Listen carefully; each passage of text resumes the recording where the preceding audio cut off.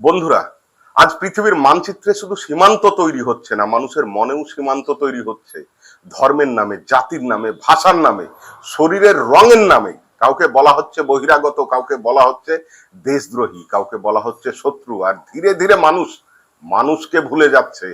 যুদ্ধকে বলা হচ্ছে নিরাপত্তা, আক্রমণকে বলা হচ্ছে আত্মরক্ষা, নজরদারিকে বলা হচ্ছে দেশপ্রেম, আর প্রতিবাদকে বলা হচ্ছে রাষ্ট্রবিরোধিতা। নমস্কার বন্ধুরা, আমি মতিউর, আর আপনারা দেখছেন গ্রাউন্ড রিপোর্ট বাংলা। বিজেপি কি ভারতের বাইরে থেকে এসে তৈরি হওয়া কোনো রাজনৈতিক শক্তি?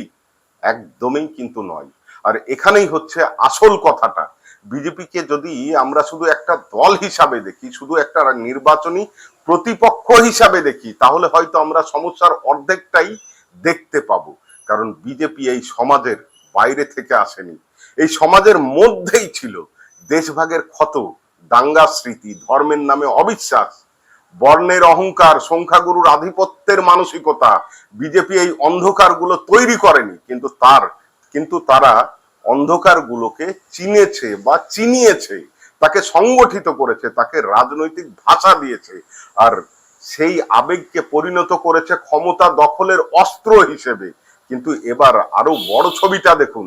এটা শুধু ভারতেরই গল্প নয়, পৃথিবীর বিভিন্ন প্রান্তে আজ একই ধরনের রাজনীতি মাথা তুলছে।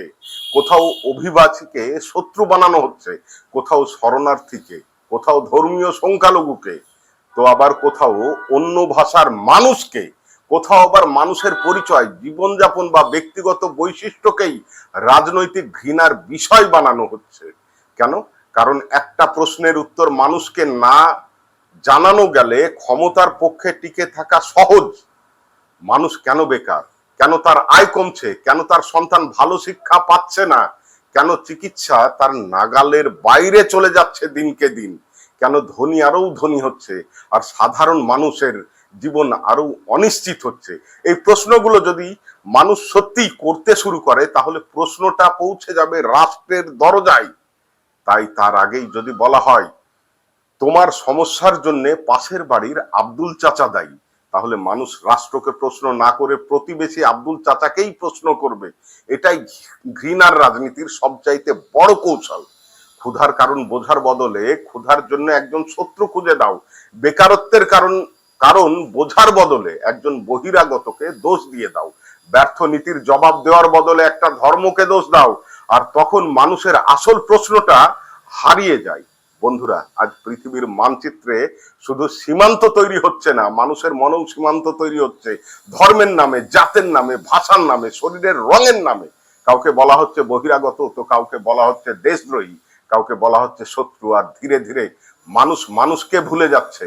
যুদ্ধকে বলা হচ্ছে নিরাপত্তা, আক্রমণকে বলা হচ্ছে আত্মরক্ষা, নজরদারিকে বলা হচ্ছে দেশপ্রেম, আর প্রতিবাদকে বলা হচ্ছে রাষ্ট্রবিরোধিতা।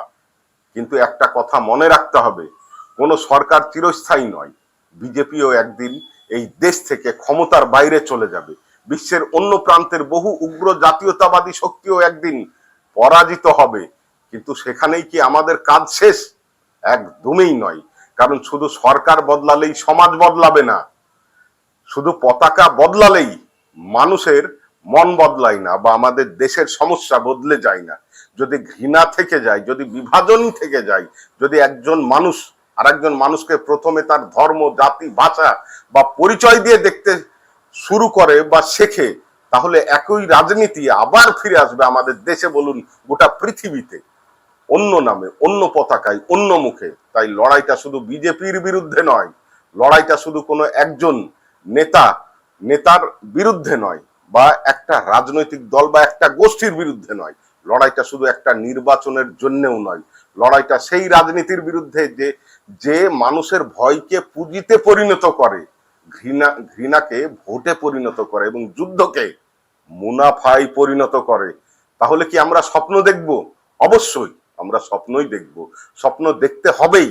কিন্তু সেই স্বপ্ন শুধু সরকার বদলের স্বপ্ন নয়, সেই স্বপ্ন হবে একটা এমন সমাজের যেখানে প্রতিবেশীকে আগে মানুষ হিসাবে আমরা দেখতে শুরু করব, তার ধর্ম দিয়ে নয়।